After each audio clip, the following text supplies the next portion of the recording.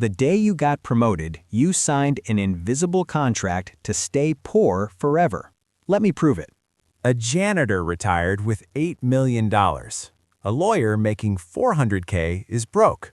I'll show you why in the next few minutes. Meet Ronald Read. Actual person, worked as a janitor and gas station attendant his whole life. Never made more than $25,000 a year. Drove the same car for decades. Lived in the same small house. Died at 92. Left behind $8 million to charity. Blew everyone's mind. Now meet Marcus. Lawyer. $400,000 salary. Top of his game. Lives in $2 million house. Drives a $150K car. Kids in private school. Vacations in Maldives. Bank account? $3,400. Credit card debt? $87,000. One missed paycheck from disaster. Same country, same economy. One guy makes 16x more, and he's 16x more broke. How? The answer isn't economics, it's psychology, and it's about to blow your mind. Let me introduce you to the silent killer of wealth, lifestyle inflation. Here's how it works. You're making 50K, living in a decent apartment, life is fine. Then you get promoted. 80K, you're excited. You deserve an upgrade, right? Your brain releases the same chemicals as cocaine. You feel rich, so you upgrade. Better apartment, $1,800 per month instead of $1,200. New car, because the old one is embarrassing now that you're successful. Better restaurants, because you deserve it. Nicer clothes, better gym, streaming services. Here's the psychological trap. Each upgrade feels small. It's only $50 more a month, but you just made 20 small upgrades. That's $2,000 more monthly expenses. Your 30K raise? After taxes, that's $1,800 per month take home. You're now spending $2,000 more while earning $1,800 more. You got a raise and got poorer. This is called the lifestyle creep, and it's destroying the middle class. But it gets worse. There's a second trap, the hedonic treadmill. Scientists studied lottery winners, people who won $10 million. Guess what happened? 6 months later, they're exactly as happy as they were before winning. And people who became paraplegics, after 6 months, also back to their baseline happiness. Humans adapt to everything. That new car thrill? Gone in 90 days. The bigger apartment? Feels normal in 3 months. You don't even notice it anymore. So what do? Chase the next upgrade, then the next, then the next. You're running faster and faster on a treadmill, but you never actually get anywhere. Meanwhile, Ronald the janitor never got on the treadmill. Here's what's really happening. You're not buying things, you're buying status. Your brain is still programmed from 10,000 years ago when status equals survival. Low status in the tribe? You starve. You don't reproduce. You die. So your brain obsesses over status. It's literally life or death to your ancient brain. That's why you buy the $80,000 car when a $20,000 car does the exact same thing. You're not buying transportation, you're buying proof that you're not low status. The $5,000 watch when your phone tells time, the designer bag, the luxury vacation photos. You're not buying items, you're buying witnesses to your status. And here's the sick part.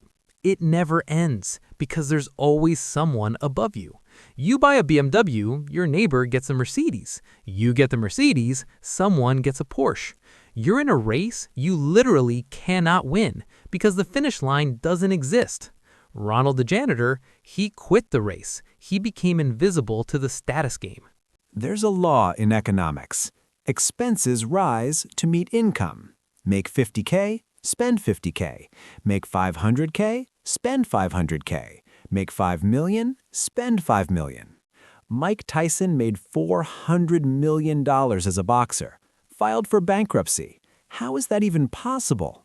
MC Hammer, $30 million earned. Bankrupt.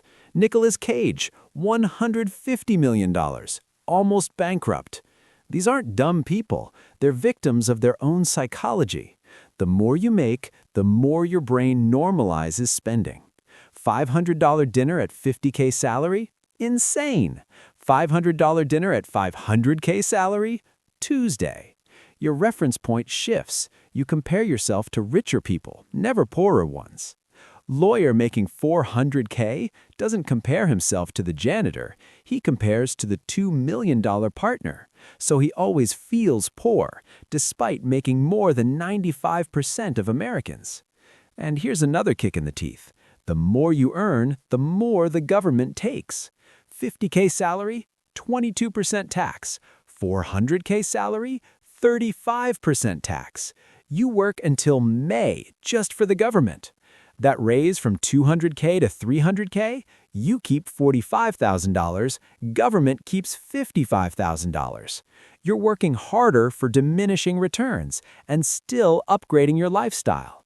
It's a trap designed to keep high earners broke, and most fall right into it. So how did Ronald Read, making 25K, die with $8 million? He did 3 things that sound boring but are devastatingly powerful. Secret number 1, he lived below his means, not at his means, below. 25K salary, lived like he made 15K. That 10K gap, invested every single year.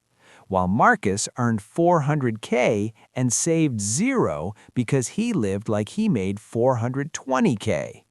Secret number 2, he never upgraded his lifestyle, ever. Same house for 50 years, same car for 20+ years, same lunch from home every day. His coworkers got raises and bought boats. Ronald got raises and bought stocks. Boat lost value every year. Stocks gained value every year. 50 years later, $8 million versus debt. Secret number 3, he let compound interest do the heavy lifting. He invested $10,000 per year. Sounds like nothing, right?